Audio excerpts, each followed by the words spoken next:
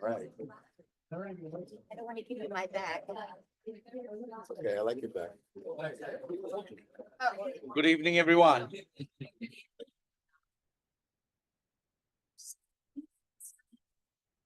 I know. It's a musical song. Hi, everybody. Hello. It's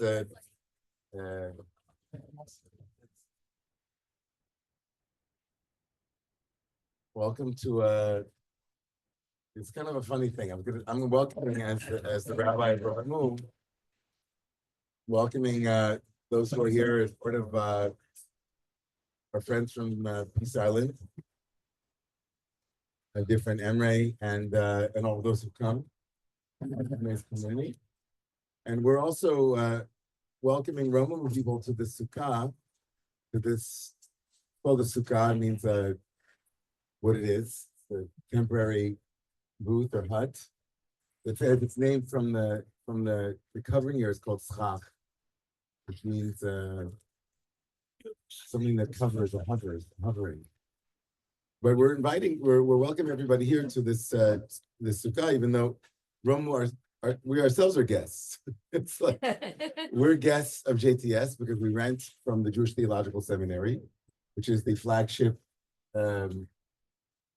training center for rabbis and others and educators within the conservative movement, one of the movements of Judaism in America and around the world.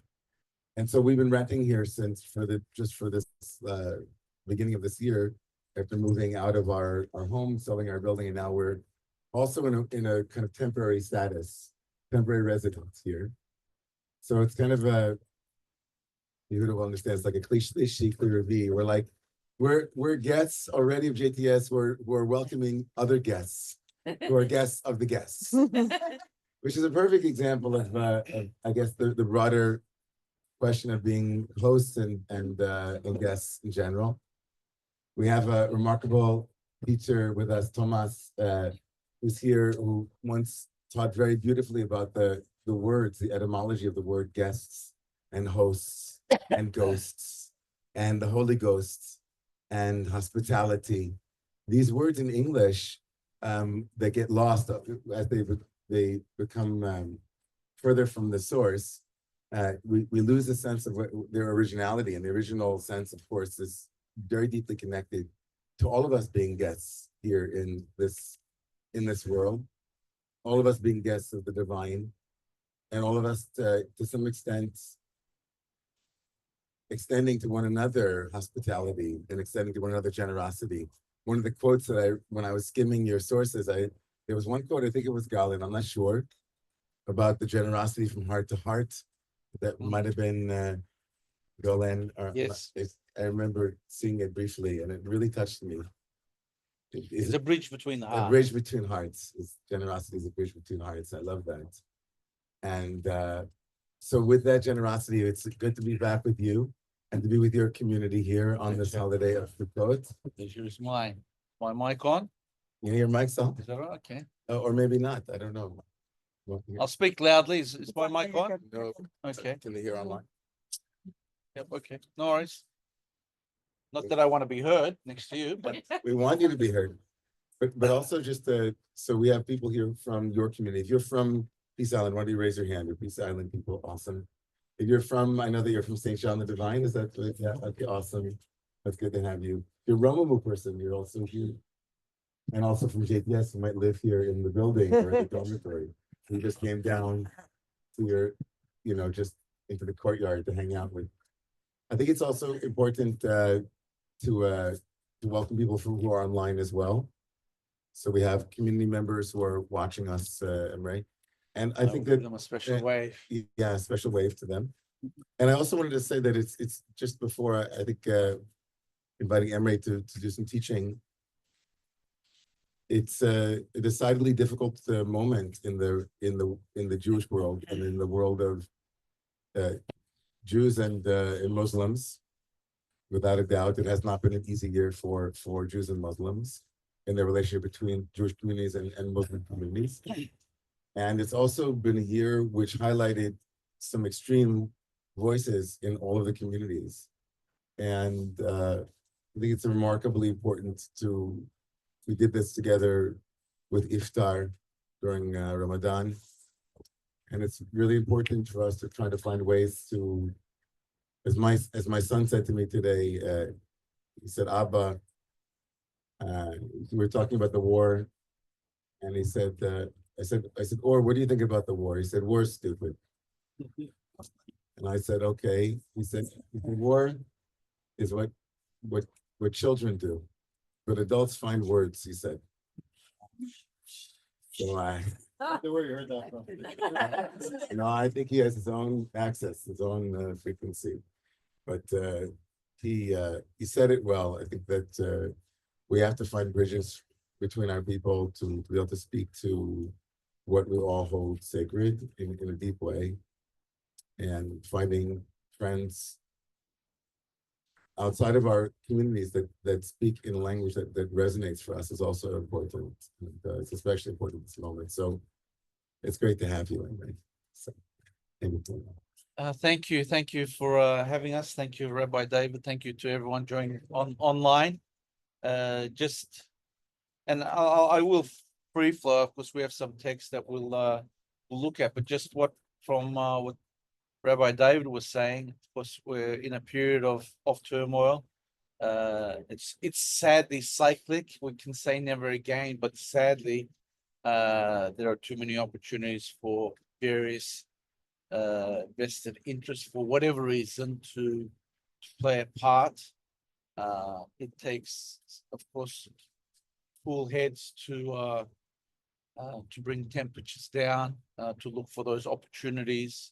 And of course, we're talking about hospitality today, and Rabbi David quoted one of a few of the words anyway from the text tonight about generosity being that bridge that is built between hearts, and that is what today signifies, that your generosity, the generosity of everyone in terms of sacrificing their time to come here. I think these are very important, positive, constructive steps for us as individuals, as families, as communities to be role models for those that are around us during this period of turmoil. And this is sadly a historic fact. It started with the first family. There was turmoil between the sons of Adam and Eve, and it continues to this day. So we need to look for those opportunities to reduce the tension, to build those bridges, and build solidarity between our communities through respect and understanding. And hopefully this is one of those opportunities for each and every one of us. Despite the circumstances, we need to soldier on, so to speak, for want of a better word, really struggle on despite the turmoil that has existed. I always think of what is the song? I've had my kids memorize this song almost. We listen to it as family. We Didn't Start the Fire by Billy Joel. Yeah, for sure. From Long Island. Is he from Long Island? It's from Long Island, yeah. I'm gonna stalk him one day. Because I like his songs, and we like his songs as a family, but it's an important and through pop culture, it's a great way of getting out a message of sadly and particularly that particular song is about the turmoil that the United States has faced, I think, at least in the last century, through various incidents that he cites. So sadly, it's Early rap almost. That whole song Is it? It's an early rap. So if you haven't heard it, you don't know what I'm talking about. By all means, look that up. After you look up the texts, of course. Let me refer you to those texts first. But it's interesting. We didn't start the fire, but we have that responsibility of trying to put it out. And it goes all the way back to, Cain and Abel, brothers. So let us be a part of the solution, hopefully, as we say, inshallah, God willing, as people of faith, we have responsibility to each other and to our Creator. This is not why we were. This is not the ideal humanity that needs to exist. We need to play a part.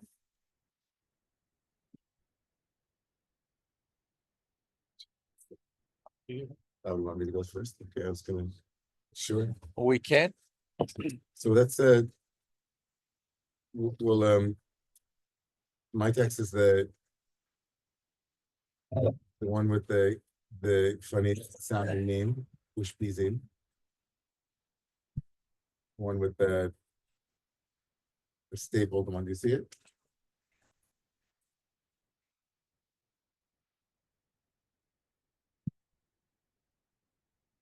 Okay. For some reason, I'm gonna touch on a couple of pieces from Sukkot. So those who've studied about Sukkot, you've never heard of Sukkot before, this is your introduction to Sukkot. Sukkot, it means a booth. This is a sukkah. Sukkot is many booths. And the Torah teaches us that we are supposed to sit in the sukkah for 7 days. It's in the book of in the book of Leviticus, the third book of the Torah. And a number of reasons are given for it. It's clearly a harvest festival, but in the Torah, there are both agricultural or agrarian reasons for holidays and also historical reasons for holidays. Both of them interweave. So it's a harvest festival. It's a fall harvest festival. But also there's a significance of the Sukkah because the Torah tells us that God put us in the Sukkot when we were in the deserts. When we were in the desert between leaving Egypt and going into the Promised Land, and we had Sukkot. That God placed us into this booth. Now, for Jews, just so you know, for our Muslim friends here, for Jews, a sukkah is it has to be a temporary structure. It can't be permanent. There are Sharia, there's halakha. Jewish law is halakha, and Muslim it's Sharia, right? So the halakha, Jewish Sharia says that it has to be impermanent. It can't be a structure that is too solid. It has to be able to be destroyed easily. It has to be extremely fragile. And there's a deep significance to that. It represents kind of the fragility of the world that we live in, and finding safety and faith even in a fragile world. In later sources in the Jewish tradition, kind of like it's not in our version of the Quran or like whatever. It's not in the Torah. It's in later rabbinic thought. This is called a faith booth. Sila dimnanuta. It's like a hut that is an expression of emunah, faith, of having faith. The ability to sit inside of a world that is extremely fragile and to trust that God is ultimately our source, not the house, not our jobs, not all the things that we rest in, but really the deep structure is that we have faith in Allah, we have faith in God, that we are, with all of our fragilities, we rest in God. So that's an image for the Sukkah. Now, another image for the Sukkah, which also comes later in Jewish history, is the notion that you have to invite for each one of the days of the week in which you spend your time in this fragile hut, in this Sukkah, that you invite one of the ancestors to come and be a guest. Now, this comes in the 13th century. It's a late development by Jewish standards. It's pretty late, 13th century. It's already at least 2,000 years or so, 1,000 years after the rabbinic beginning of the rabbinic period. So all of a sudden, in the 13th century in Spain, in a book called the Zohar, which is the most mystical of all the Jewish books, the book of the Zohar, which is like the book of light, there's an image. If you look at source 1 on your page, the rabbis in the Zohar in the 13th century in Spain say that we are supposed to invite the righteous into the sukkah. Again, this doesn't appear in earlier sources, so it's a really amazing thing. So you see where it says come and see? Yeah? Yeah, do you see that? On the first page, right on the beginning, right in the beginning. Yeah? I'll just read you, okay? Come and see. Tachazeh. B'shata debar nash yati b'bedorada. When one sits in this dwelling, the shade of faith, tzila de mehemnuta, a shade of faith, right? It's a beautiful image, the shade of faith, like you have shade, mean presumably faith is guarding you against the bright sun of disbelief or the bright sun, the burning sun of materialism or of false dependency on something that isn't, right? It's kind of interesting to imagine faith as a shade. What's it shading us against? But it's beautiful to imagine that. The Shechinta Parsa Gadfa Alei Milela. The wings of the Shekhinah, meaning here the divine feminine, the divine presence, spreads a wing over us from above. And Abraham and 5 other righteous heroes come to dwell with that person. Rabbi Abba said, Abraham, 5 righteous heroes, and King David dwell with him. So they're having a conversation. It's not just Abraham and 5 other righteous people, it's also King David. So that makes how many altogether? That's 7. As it's written in the book of Exodus, 7 days dwell in the Sukkot.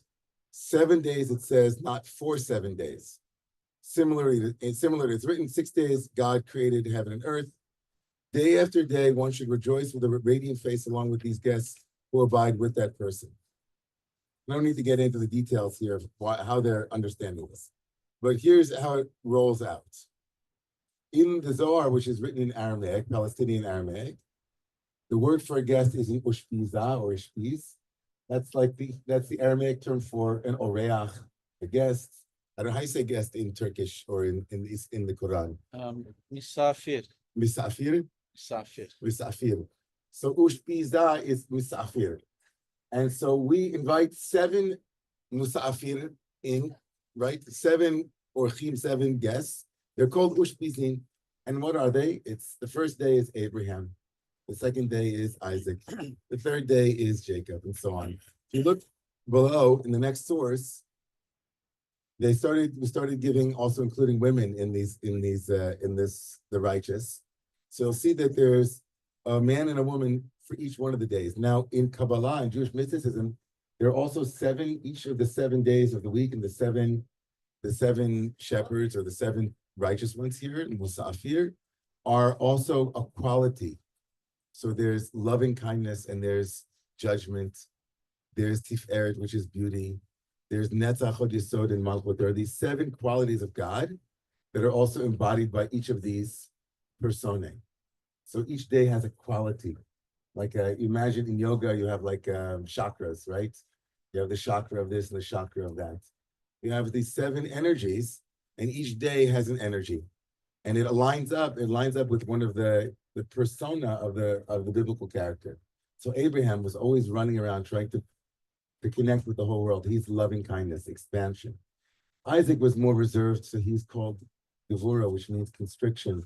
He never left the land of Israel. He was bound on the altar. So each one of these ushpizin, each one of these guests embodies a quality. If you look on the bottom of the page, you see that the first day, Abraham and Sarah are the embodiment of love, loving kindness. On the second day, Isaac and Miriam are the embodiment of restraint and personal strength. On the third day, Jacob and Devorah represent splendor, beauty, and truth, and so on. Fourth day, Moses and Hannah, the great mother of the prophet Shmuel, Samuel. The 5th day is Aaron, the Kohen, the high priest Aaron, the older brother of Moses, is on the 5th day, and with Abigail, and so on. And each one is Joseph and Huldah, and so on. Now, Esther and King David are representing the 7th day. Okay. Wonderful, right? So you're thinking, okay, so how does this actually work? How do people do this in Jewish life? How do they actually invite these guests in? So at the beginning of of traditional. At the beginning of a very traditional service, it's okay. It's okay. Coffee's important. I appreciate coffee. It's important.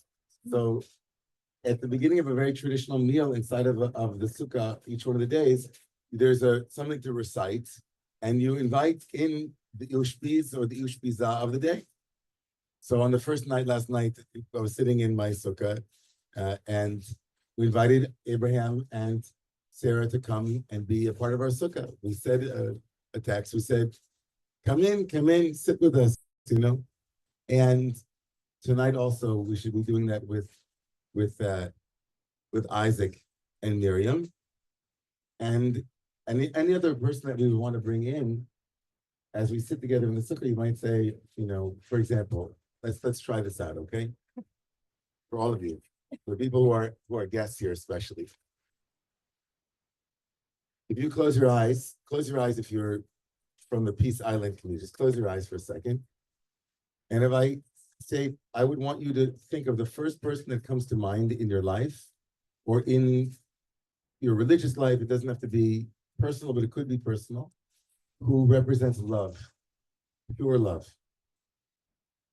Just hold it for a moment. Who is the person in your life or a couple of people that you think, oh, that's the first person that comes to mind when I think of loving kindness? Let's do the second one. Who's the first person in your life that you think of when you think of restraint? Somebody who had heroic capacity to be perseverant, to withstand, and to contain. Imagine that person. And in a second, I'd like to invite you to share, if you feel comfortable. Who's the first person that came to mind when you thought of loving kindness? And it could be anyone. Dead or alive. It could be Dead or alive. dead or alive. But I want to invite our guests to share first for the normal, like, Romumu guests. Somebody, let the guest goes first. Anybody like to share a person, a teacher, I think loving kindness. I want that person to be here in the sukkah.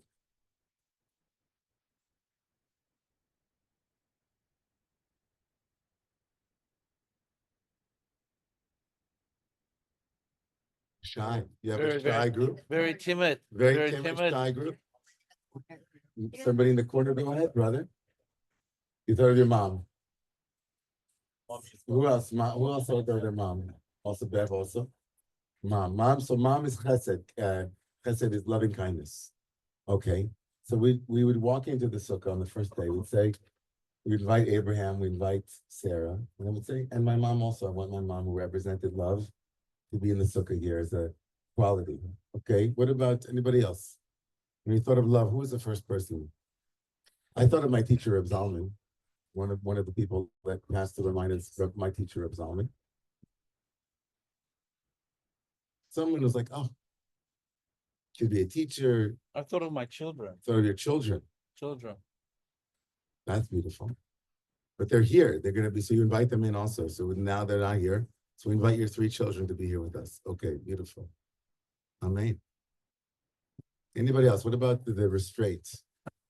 The quality of Isaac, the quality of Miriam, of being able to withhold and to contain.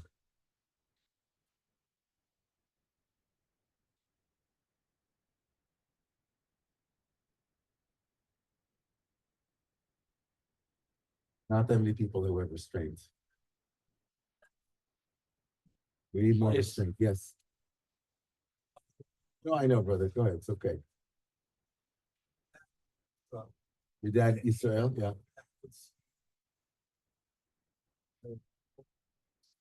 Very conservative. Very focused, religious, very Zombie. disciplined.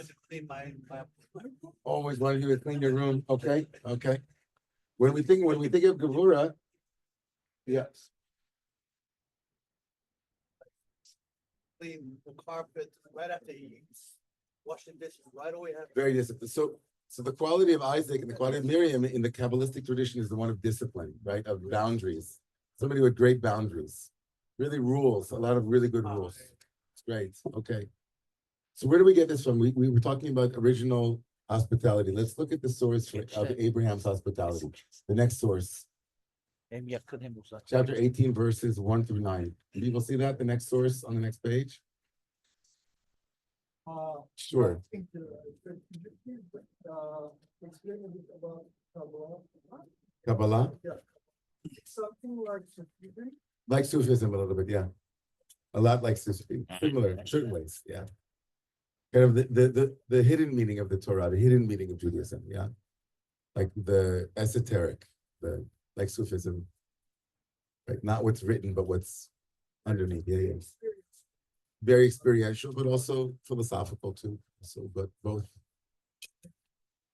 Let's do something simple. Let's just learn some 9 verses from the book of Genesis. Very beautiful verses about Abraham. This is the story of Abraham and the angels. This is the source of hospitality in Jewish life. I also think it's very clearly a part of the Quran as well, in the tradition of Abraham, of Ibrahim. So people, can you see the source Genesis 18? So God appeared to Abraham by the terebinths of Mamre in the trees. It was the forest of Mamre. He was sitting at the entrance of the tent as the day grew hot. Looking up, Abraham saw 3 figures standing near him. And perceiving this, he ran from the entrance of the tent to greet them, and bowing to the ground, said to them, "My lords, if it please you, do not go on past your servant. Let a little bit of water be brought, bathe your feet, recline under the tree, and I'll fetch a morsel of bread that you may refresh yourselves, and then go on, seeing that you've come by your servant." Like I would translate this so differently. Anyway, seeing that you passed my way, so don't waste that. God must have brought you here, and so now I'm serving you. That's the reason why you came my way. But they said, "Do as you have said." And so Abraham goes into the tent. He says to Sarah, "Quick, 3 sa'ahs of choice flour, knead and make cakes." And then Abram ran to the herd. He took a calf and he gave it to a servant who hastened to prepare it. And he took curds and milk and the calf that he had been prepared and set them before them. And he waited on them. Abram was waiting on them under the tree. People said to me earlier tonight, said, "You're a good waiter." I said, I took it from Abraham. So Abraham was serving them under the tree. He's waiting on them. Abraham is the father of nations. And these 3 strangers come by. He brings them water. He cleans their feet. He brings them cakes. And he makes a meal for them. And he's like under the tree. He's waiting on them, see if they want anything. Can I get you something else? Personally. And that was it. So this becomes one of the most important values in our tradition. I just want to read a couple of rules around the sukkah that have to do with guests. And it's pretty intense. So just look at the next source, and then we're going to be done. And then we're going to pass it over to you. Okay? This is a beautiful source on the halakha of hospitality. We will see the next source. It's on the very next page. It says, the custom of ushpizin. You see that? It's almost the last page, the second to last page. People see it? Yes. Thank you. The Torah commands us to include the poor and lonely in the festivities and to invite them to share our meals. As we read, "You shall rejoice in your festival with your son and daughter, your male and female slave, the Levite, the stranger, the fatherless, and the widow in your communities." These are the guests, the ushpizin, whom it is a mitzvah to invite into the sukkah. Now, what did he just do there? That was amazing. He took the ushpizin, who are these ancestors who are not in physical form. Were introduced to them in the 13th century. And there, it's kind of a spiritual invitation. You bring guests in, but you don't have to feed the ghost of Avram. You don't have to feed the ghost of Sarah and Miriam. But there are people in your own community who are guests who are poor and are lonely who need to be fed and brought into the sukkah. So this halachic source takes a very spiritual idea and says, okay, nice, but we got to feed people. It's not about the ancestors only. We have to do something tangible and concrete. He says, so bring in those who are lonely and those who need to be fed. It's also appropriate to invite these other guests, these supernal guests, into the sukkah. right? The souls of the seven righteous people. We did that earlier, right? But let's go fast forward to the bottom, source number 4 on the bottom. Do you see the bottom last paragraph? Nevertheless, one must make sure. This, I love this. Nevertheless, one must make sure to bring joy to the poor, since the share of the seven righteous whom he invited to the sukkah belongs to them. In other words, these 7 holy people are coming in not to meet the big shot rabbi and the big shot imam and the big shot sheikh. They're coming to meet the poor people that you invited into the sukkah. They didn't come here to visit me necessarily. Okay, yeah, a little bit. But they're there to meet the poor people and the lonely people. If one sits in the shelter of faith and invites only the supernal guests of faith, but doesn't give their share to the poor, these righteous guests get up and leave. You see that? If you bring in Abraham, Isaac, Jacob, Miriam, Rebecca, Rachel, Muhammad, peace be upon him, all the great saints, you bring them in and you spend all your time talking only to the holy people. You're like with the hadith and you're with the Torah and you're with all the Jewish texts, and there's some poor people there in the back, and you're like, and he says, if you don't pay attention to the poor people, the righteous people say, okay, good night. They get up and they leave. So what kind of sukkah is that? Like, that's not a nice sukkah. That's like one of these fancy parties you go to when you have like a big, VIP. But no, they said, no, you have to take care of the poor. And then it says, they are not interested in being hosted by a miser. As it says in scripture, do not eat of a stingy man's food. Do not crave his dainties. Isn't that great? It's like, we're not interested we didn't come all the way from heaven to hang out with a bunch of misers. And then he says, and it's going to get even better, and then we're going to pass it over. He says, the table he set for the meal is his own table, not God's table. In other words, if you want to set a table, set God's table. Don't set your own table. Of him it is written, I will strew dung upon your faces, the dung of your festival sacrifices. In other words, you're so religious, but you forget to do what God wants. So that's one thing he says. And then he goes further, and I want to say the last thing. It's the number 6 on the bottom.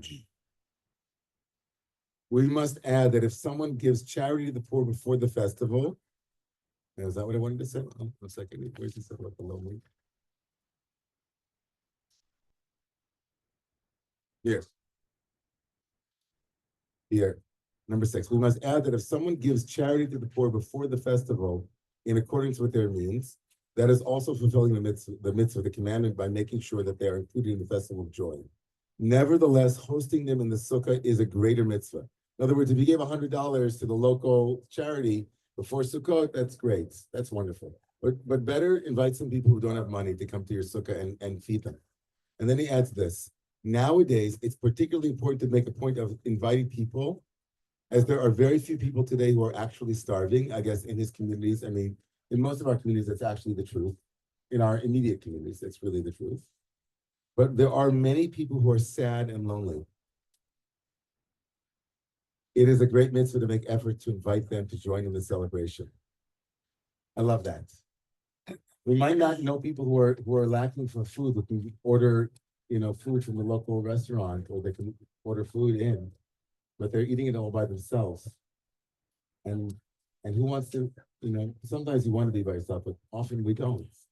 And so he extends the sukkah now, not just to invite poor people, but also people who are sad and lonely as part of the practice of inviting guests to. So finding people who are disconnected in the community is itself part of the mitzvah, part of the obligation of being machnis oreach, in order to bring in guests. And I'll pass it over to my guest, Emre.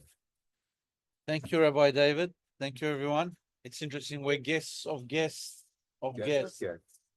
We're all guests by virtue of being in this world together. We enter through one door and we leave, and we have responsibility as guests, just as we do in this realm. When we visit people, we have certain things by which we should abide, social etiquette, manners, and what have you. But in this world, we too, as throughout our lives, we are guests. So it's very important that we abide by what is appropriate in this world.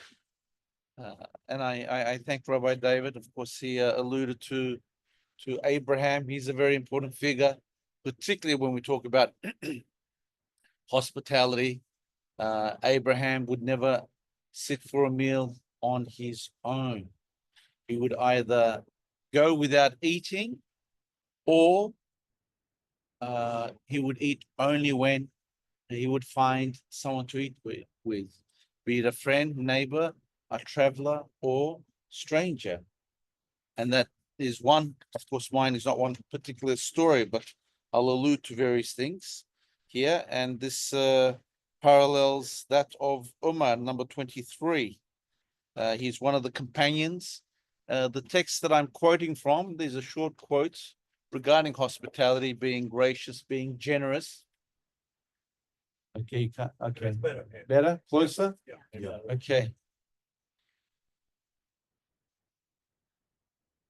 So Umar is Umar is one of the closest companions. We refer to the friends of the Prophet as companions, the Sahaba. We have four, I guess, degrees of text here. The two primary sources in Islam are, of course, the Quran, which we believe accept as the literal revelation of God through the Archangel Gabriel to Muhammad. And this took a period of some 23 years during Muhammad's life. We believe it's verbatim, a revelation from God via Gabriel to Muhammad that is carried without error to this day. So that's our primary source. Then we have our secondary source. This is just to give background for those that may not know. The hadith captures the sayings and actions of the Prophet. So these are the words and actions of the Prophet himself, or even those things that he agreed to, but he didn't partake in. So it could even be things that he found as acceptable as well, that he didn't say was inappropriate. So this is the hadith. It's also the actions are referred to as the sunnah, which means the practices of the Prophet, and they're captured in the books known as the hadith. So a slight distinction, but important all the same. Then we have the lives of the companions, approximately 123,000 people during the life of Prophet Muhammad accepted Islam and saw the Prophet.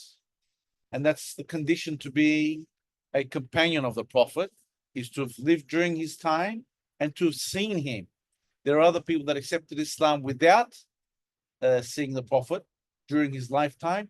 They're not considered companions, because to have been in the teaching spiritual atmosphere of the Prophet was something else. So you had to have lived, seen the Prophet, and have accepted Islam. There are others very famous, like Vaisal Karani, and that's interesting. I'll digress here, as I will on numerous occasions. Is considered one of the first saints. He made a promise to his mother that he would return on a certain day because she was elderly or ill. He would visit the Prophet. I think made contact with his family. They said he was away and would come back at such and such a time. And because of his promise to his mother, and this, of course, signifies his love for the Prophet, and really is a reflection of hospitality and generosity and the importance of one's parents. And he said he could not stay because of his responsibilities to his mother. So he had to return without seeing the Prophet. So he had accepted Islam, but he could not live or be in the atmosphere of the Prophet. So he's not considered a companion. He's considered what is known as Sahaba Efendimiz, and then we have the Tabi'in. These are people that saw the companions, but didn't see the Prophet. And then we have the people that saw the companions, we have the people that saw the Tabi'in, and they're known as tepetibin. And there's a and that's where it stops. Oh, and that's down. That's where it stops. Turtles all the way down. Got it. Okay, Yeah, and because the prophets, when asked who are by the companions, they asked who are the most blessed of the righteous, of the people around him. He said first the companions, the first generation. He said then the second, the Tabi'in, and then the third. So these are considered the most blessed of the Muslims. So the great jurists come from either the Tabi'in or the Tabi'in, of course, the companions themselves, great spiritual people, great thinkers, etc. So of course we look up to them. So they hold a special place, the companions, and of course by degree the Tabi'in and the generation after them. And then I've got quotes from various Muslim scholars, some of whom you would know. So this is just, I guess, really background in terms of our textual hierarchy, so to speak. But alluding or coming from Abraham, we come to Omar. And really, I think there was an error. There's a technical error here because the companions start at their words start at number 22. Because the ones above that, even though C is labeled from 15 to and onwards, it's really 22 because 15 to 21 are also the prophet's words, just reiterated by the companions. So there's a subtle difference there, but important all the same. So I'm looking at 23. Umar, one of the close companions of the prophet, in similar manner to Abraham, in regards to the simplicity of his hospitality, was known for his mysticism, asceticism, would serve his guests simple food, but with deep sincerity. He once said, it is more beloved. So I'll take my glasses off. It is more beloved to me to eat simple bread with a guest than to feast alone. So this is significant. There is blessing in coming together. And that is a quote from elsewhere as well. That's 11. Prophet Muhammad emphasized that honoring a guest brings divine rewards. So this is significant. Another prophetic tradition that I didn't mention here, and maybe I should have, Prophet Muhammad says, the guest brings with them 10 blessings, and when they leave with only one. 9 blessings have remained for the Nice. host. So this is significant. Just the act of coming together, the act, even if it's a simple act of maybe providing water, a smile, a few nice words, asking about one's health, or assisting with one's problems, brings mercy upon the host as well as the guest. So this is significant. And this comes, of course, is a very strong Abrahamic tradition of sitting together. I had a rabbi friend, he was an American rabbi in Melbourne. By the way, if you haven't worked out, I'm not a local. I usually tell people I have a southern accent. It's Brooklyn. it's very southern, of course. People try to wear Mississippi, Alabama. Mississippi. I say keep going. Sydney, Mississippi. Yeah. So I'm from Sydney, Australia. I'm a in one breath I tell people I'm a Turkish Australian American Muslim New Yorker.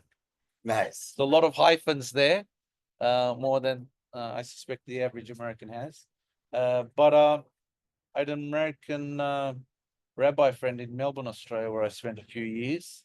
And he told me the story of Abraham. You can correct me because I always quote it about Abraham setting up his tent at the crossroads, and that no matter who would walk by, they would have to walk by because it was the crossroads, that he would host them. So this is in a similar manner to Abraham in our tradition, that he would go, he would starve, then to eat alone, or to starve it and then to eat alone. He would find somebody to eat with. So this is significant in terms of eating with others. But I just want to say, jumping in. Yes, by all This means, also please. comes back to Thomas's, the idea that the Holy Ghost, the host, hospitality, is an expression of encountering the divine in the stranger, or in the one who is in the guest. So the teaching here from Al-Ghazali and also from Rumi here, which is so beautiful, that the guest is a symbol of Allah's presence, and treating him well is a form of worship. Or Rumi, who wrote, the guest is a blessing sent by Allah, and to welcome him is to welcome Allah himself. So this, I don't know if the rabbi, the American rabbi in Australia said this, but this image in chapter 18 of Abraham by the tent opening is even more amplified. It's even more intense, because according to the rabbis, he was meditating with God when the guests appeared in this story. Like God appeared to him, he had a vision of God, and then the guest appeared. There's one opinion that says that the guests were in the vision, but let's just assume that the guests were real, but the vision was with God. And he interrupts his vision with God to go take care of the guests. And this leads the rabbis to say, greater is welcoming the guest than even meditating with God. Like, in other words, the guest, the ethical and the moral supersede even the vertical dimension of the divine. Or we would say that they're not two. That would be maybe a more profound way of saying it, is that the way that Al-Ghazali and Rumi are imagining this is that if you're in prayer with Allah and then guests appear, you're not interrupting your prayer with Allah to go take care of the guest. It's just a continuation. It's not two different things, right? Which is it's pretty radical, I think, in the deepest sense. It's like the radical meaning, it's at the root of the tradition, which is if you can't see God in the person in front of you, then maybe you're not really seeing God when you're alone either. You have a limited understanding of what God is. If the only holiness you experience is in the mosque or in the temple, but not at the door when somebody comes to you, then there's something lacking in your. I think that's what Al-Ghazali. I think. Am I allowed to say what I think they're saying? Yes, of course. I think that's what they're saying. I mean, I think that's what we said. That's what they're saying. there's a concept in Islam, and specifically as I understand it in the Turkish tradition, or at least a certain saying that we use called Tanrı Misafir, which means the guest, not the guest from God, the guest of God, but really it's the guest from God, because one of the you would know the 5 pillars of Islam, being a declaration of faith, our 5 daily prayers, fasting, zakat, and our pilgrimage, zakat being charity. But we have articles of faith. Articles of faith. So those are the practices, but then there are 6 articles of faith that we accept. Oneness of God, the prophets, the books, not just the book, but the Torah, the Psalms, the Injil, the Gospel of Jesus, and the Quran. So we have faith in God, the books, the prophets. We have the angels, belief in the last day and the hereafter, and we have belief in faith. We have belief in faith. So we accept all these 6 to be Muslim. You have to accept all these to be a believer. And this is significant because the guest from God, and when we think of guests, we usually think people we know, right? You invite your family, your friends, your neighbors, people you've met, but then to be able to host someone that is a stranger, and I've seen this maybe a few times in my life, in smaller, I guess, rural areas in the Muslim world. I saw this in Southeast Turkey, that people come to you if they don't recognize you as being part of the standard. Specifically, this is for my Turkish friend in Siirt, which is in Southeast Turkey. I went there for whatever the reason was, and people they recognized that I wasn't recognizable, and they would come to me and say, "You're a stranger. Can we host you?" Literally, I had half a dozen people do that, and I had a similar experience when I was in the Holy Lands, in Medina, which is I was going to say, which Holy Land? yeah, which Holy Land? I In knew one of the I wasn't Holy Lands. sure. I was waiting. I was going to say Medina. In Medina, which is the home of the prophet and where he rests today. And I had two people, of course, they were, Arabians, Saudis, grabbed me by each arm, and they were arguing with each other to host me. So, and of course, you try and superimpose that to the modern cities. I grew up in Sydney, that would never happen. If two people grab you by the arm, You're in argue, trouble. you're in trouble. Yeah, And similarly in Manhattan, who could imagine, people saying you're a stranger in this town or my neighborhood, and then trying to invite you. So this issue of fate and coming into contact with a stranger, and this saying of Tandra Musafir means it is a guest from God to you, that this person has been bestowed by God for whatever reason. You've come into contact with them. They are a guest from God. So you respect that and you show them generosity. You show them hospitality. It's the purest form of hospitality. Somebody you absolutely know nothing about, and to embrace them, as I've seen a few times. Can I ask you a couple of questions for people who might not, is it okay to go back to? For those that wanted me in Sid, I said, look, here's my details. Night 1, night 2, night 3. No worries. I can be hosted by each and every one of you. So of course it was a joke. If you're a Muslim, just a big parenthesis, we'll come back to hospitality. As a Muslim, what if you don't agree with one of those 6 pillars? What if you think, listen, I believe in God, I believe in the Quran and the Hadith and all the books. I don't believe in the Torah, Torah, I'm not so sure about or Moses. I don't know, the That would last be- days or something like that. Does that mean like you're? It's pretty much blasphemous. It's You're not blasphemous, a Muslim. yeah. You could call yourself a Muslim, right? You can call Right. yourself whatever you want, right? Right. But you can't theologically be considered a Muslim if you say, well, fate, everything's in my hands. But There's no can such you thing. have doubt though? Can you say, listen, I'm not sure? Yeah, you can have doubt. You can be in a mode of wanting it answered clearly and distinctly, and you're in search of. I think we're all in search of. There are always periods for each and every one of us to have some level of questioning. But to absolutely deny it would be problematic to say the least. I accept Muhammad, but I don't. I have my doubts about Jesus. He didn't walk on water. I don't think that's true. That would be problematic. Or Moses didn't come to the Israelites. That would be problematic. Yeah. The books revealed to Moses, revealed to Jesus, etc. The angels, Gabriel, and the various other types of angels, the big angels, the unknown angels, the concept of angels, that would be problematic.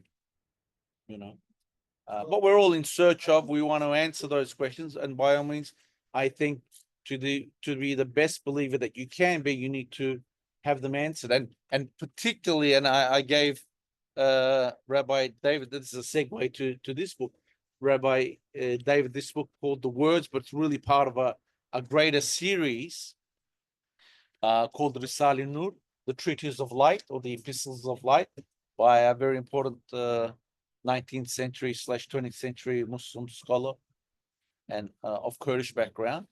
And he came at a time, and it's interesting, the subtitle the publisher called Reconstruction of Islamic Belief and Thought.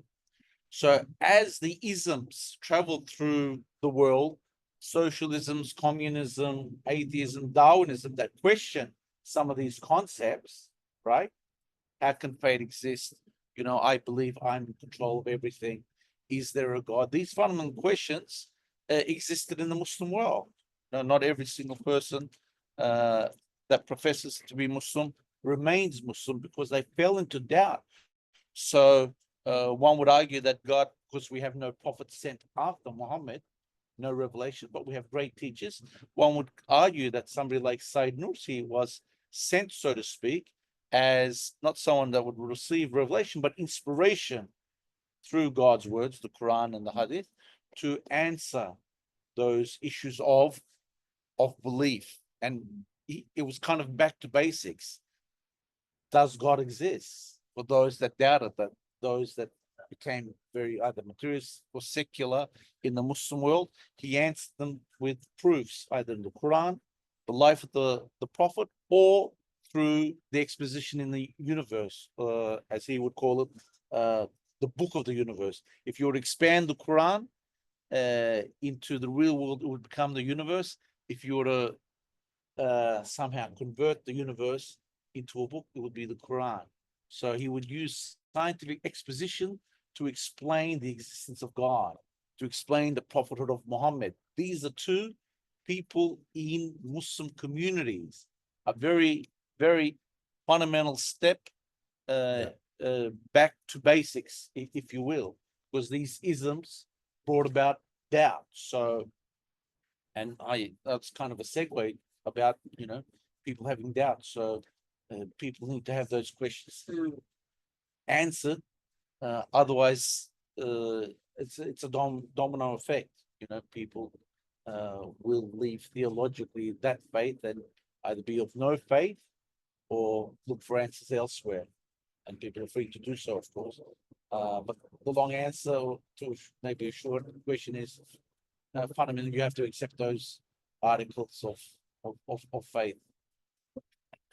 And I link that to faith and the guest from God, Yeah. stranger. I think the elephant in the sukkah, if I could say, there's an elephant in the sukkah.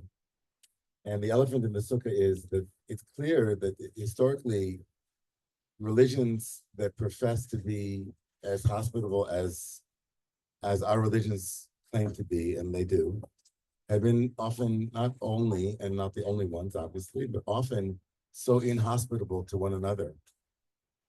And it's really just to name it as true. It doesn't mean that I have to blame anybody, but around the world, as much as religion has been the source of great light and healing and evolution for humanity in many ways, self-transcendence, the ability to think beyond the ego and beyond the self, the importance of the community, the importance of seeing the sacred in all of life.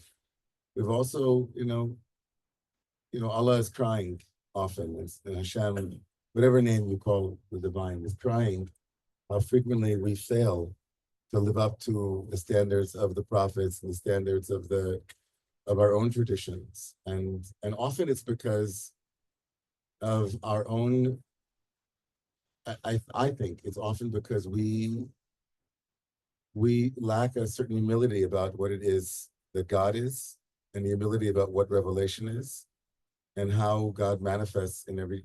More people fight about what God is than anything else in the world, probably. And we probably know least of all about anything than we know about what God is.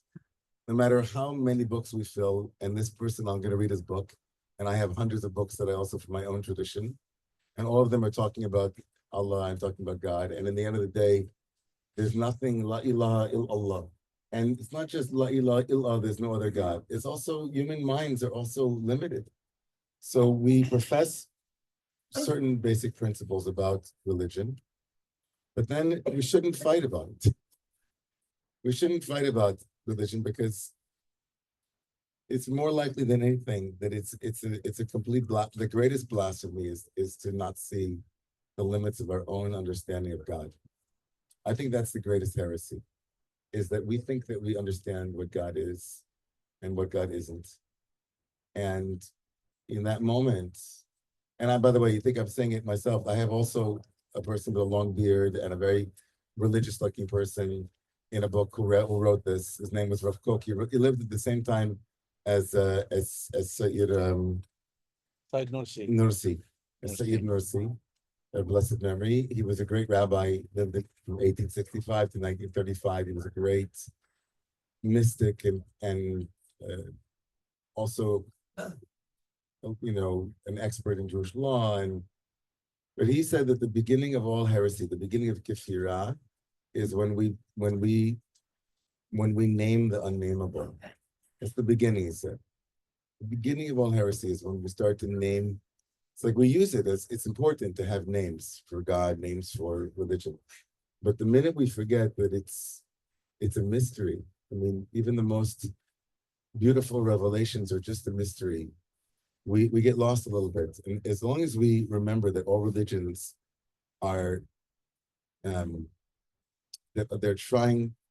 to they're trying to bring the truth a little bit closer to us in the dark here, a little bit, to give us a little bit of light.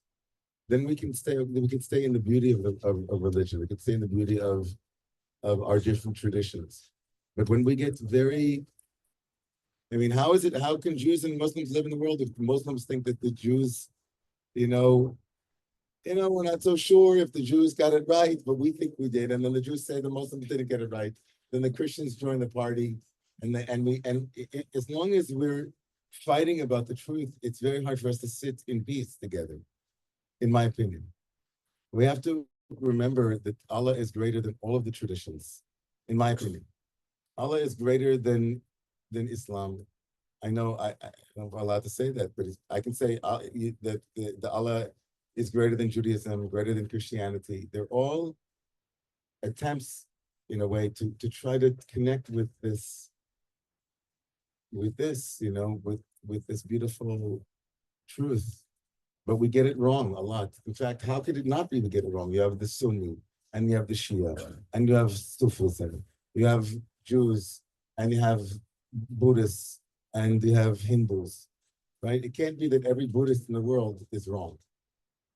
It's just to think that billions of people are it's hard for me to imagine.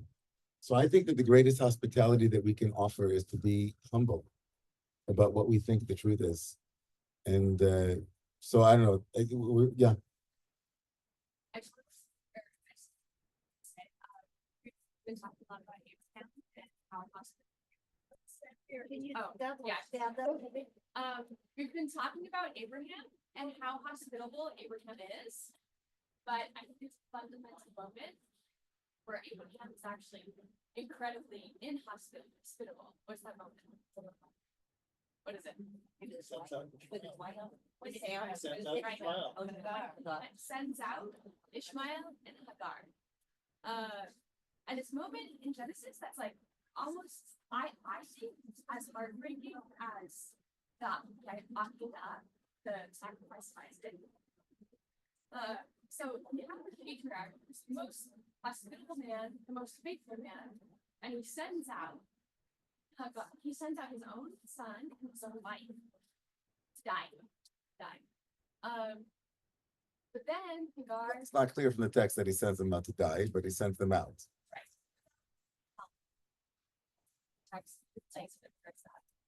However, then like the angel comes, and Hagar saved, Ishmael saved, everything's good.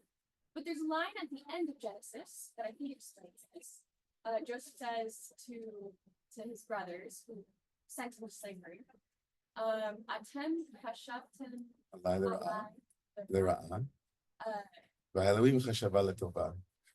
so although you, like his brothers, the brothers of Joseph say to him, why aren't you punishing us? We sent you into slavery. And Joseph says to them, because although you intended me harm, God intended it for good. So too with Hagar and Ishmael, even though Sarah and even though Abraham, and I will say, I think Sarah did very much intend it for harm, her jealousy over Ishmael being the first son, over Abraham having another wife. So although Sarah and Abraham intended it for harm, that Hagar was sent out of the tent, God, of course, intended it for good. Of course, like a beautiful nation, people that were sent out that could have been born a separate nation if they had been sent out in pluralistic ways. So I feel like that all ties back to what you're saying about how, like, we can never know the art of what God intends for good. And I think also it gives us agency to often take things on absolutely heinous and like if God can take something that's intended for bad and make it, so too can we. Yeah, I love it. I think that it's important to an insight. I think that when we looked at that text this year in our own our own studying of it before the holidays, it's very clear from the text, chapter 21 of Genesis, that God is that Abraham doesn't want to say. Actually, Abraham doesn't want to do it. It's very clear. Vayira. It was Vayira Abraham. No, it says that it was difficult for Abraham about his son. He did not want to send her away, but God said, "Listen to Sarah." So, if anybody's to blame in chapter 21, it's not Abraham, it's God. God says to Abraham very clearly, anything that Sarah says to you, Shema b'kola, listen to her. But he didn't fight. Right? And well, Abraham didn't fight with him, but again, Abraham doesn't fight with God frequently, only once, and most of the times listening to God very clearly. So, if anything, the question is less on Abraham and Sarah because they're acting as they do very often in the text in ways that are deeply human, which is a good thing. We want them to be acting human.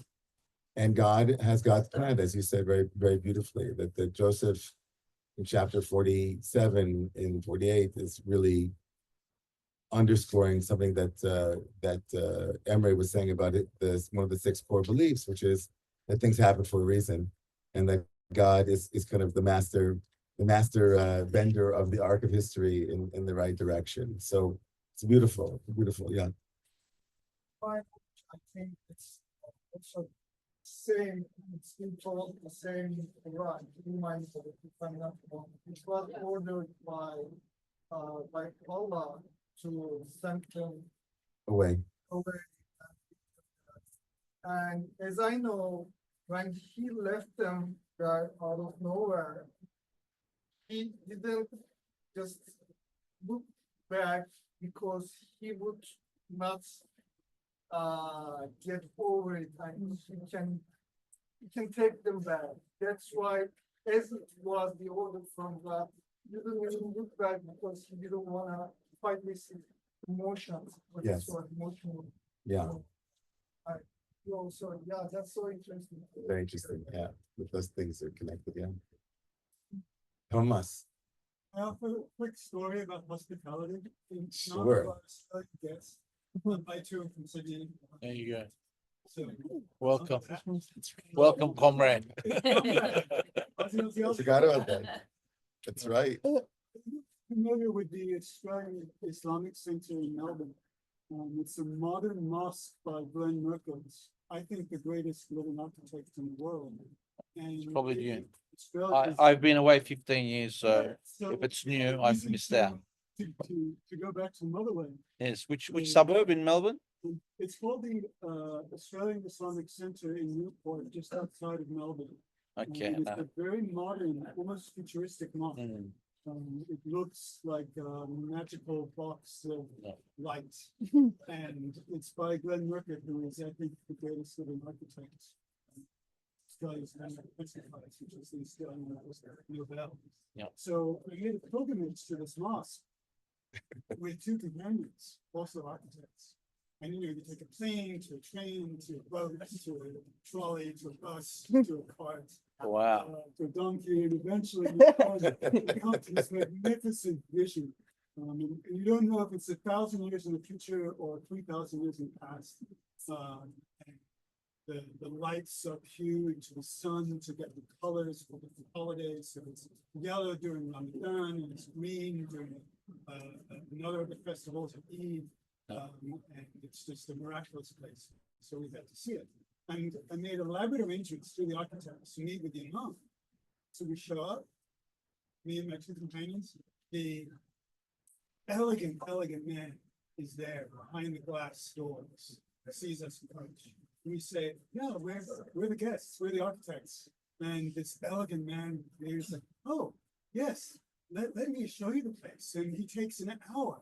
He takes us to every room. He explains the architecture, the windows, how everything works, how you pray, how the reflecting pond shows light. Amazing, magnificent, elegant, learned, scholarly man. We had this wonderful visit. And we exchange blessings. We say prayer together on the beautiful carpet. So, and then a week later, I called the imam and I said, you showed us around, you were such a great guest, you were such a great host, and he's like, I was never there, I've never met you. And we worked out that we got our wires crossed, and he had a crisis in his community. He left me a message, which I didn't get. But he's like, no, you showed us around. You told us about the hadiths. You told us about the, and how it all worked in the building. And he's like, no, that wasn't me. And nobody knew you were coming. And that was the guy who cleaned the carpet. Oh my God. And That's great. he was That's a Hasidic almost like story. an angel to us. Yeah. Wow. Us to him. And the last thing I'll say is that, of course, I had to tell the architect for America who worked deeply with this imam. And by coincidence, this architect had a great personal loss in his family, and the imam of all people helped him through that spiritual crisis while he's building the building. So it's a very personal story. It's a great And, story. and so the architect was not surprised that the man who cleaned the carpet was actually the man who understood the building best. And taught us Islam. Yeah. But also that when he was working with the imam, we had this conversation about this word in Arabic, and forgive me if I mispronounce it, Aqsabah.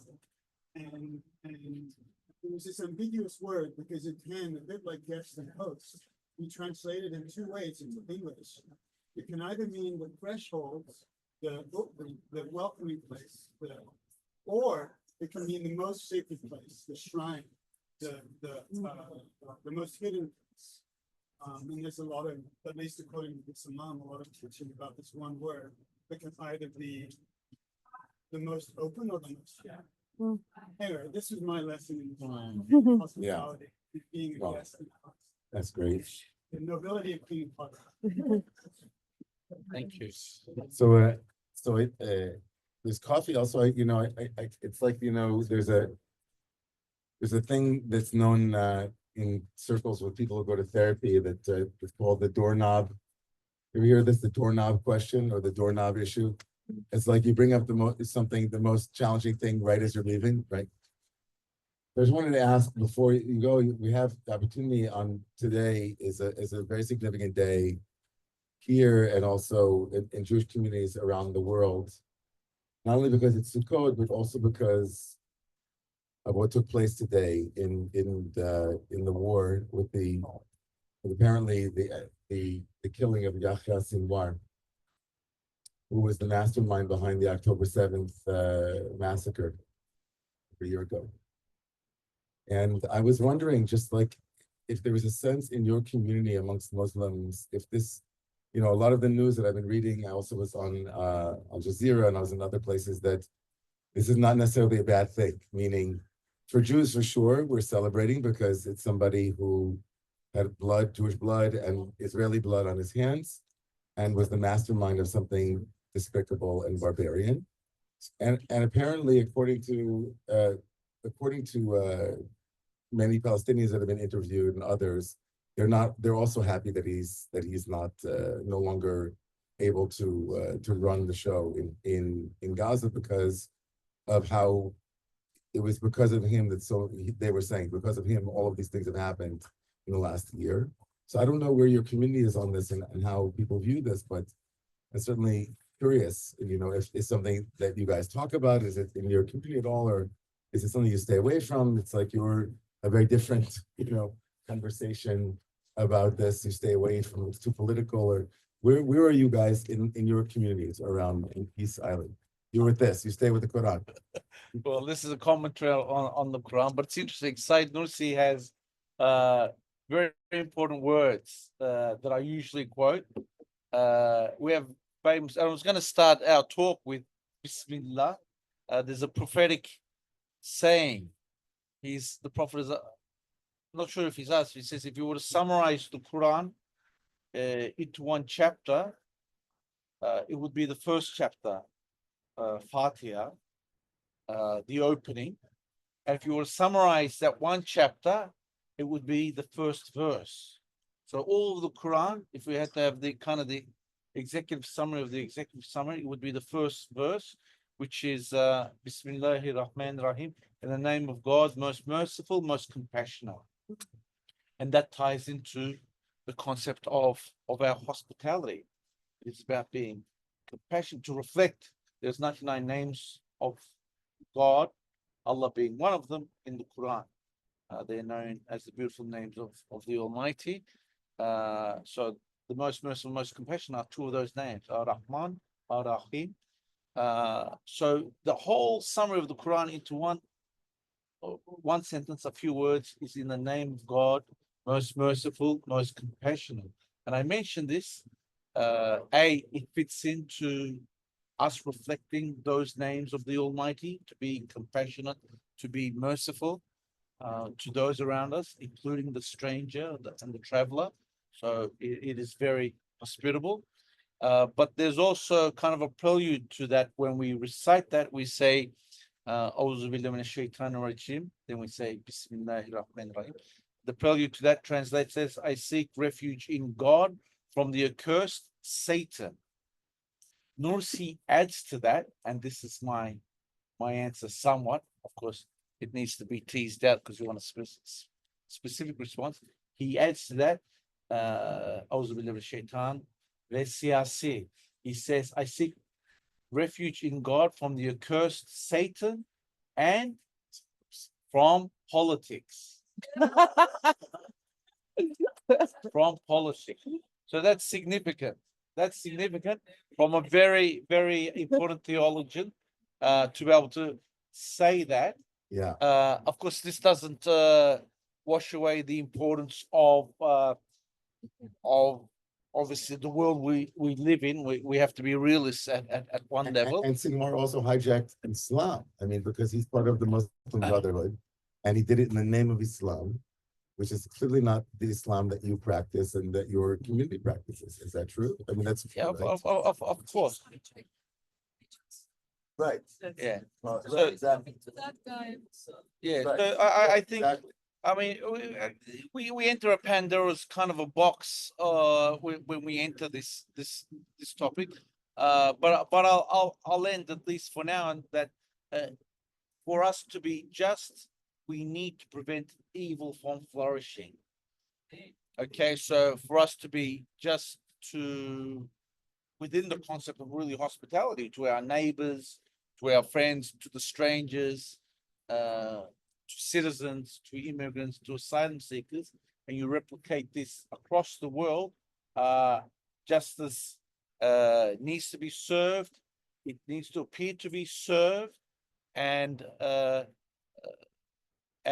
you know, the innocent people, no matter where they are and who they are, need to be protected and to be saved, and evil cannot allow to be prospered. So you can read into that, and I think there's a lot of things that need to be teased out of something like that.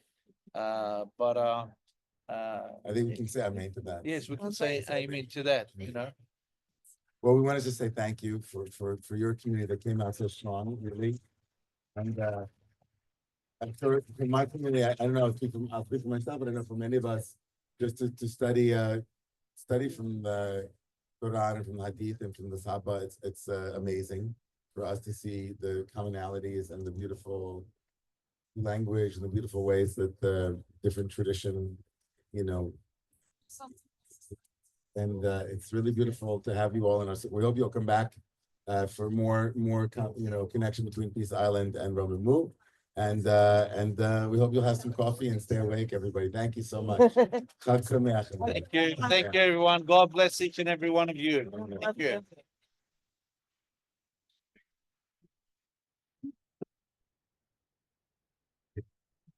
Well done. Pleasure.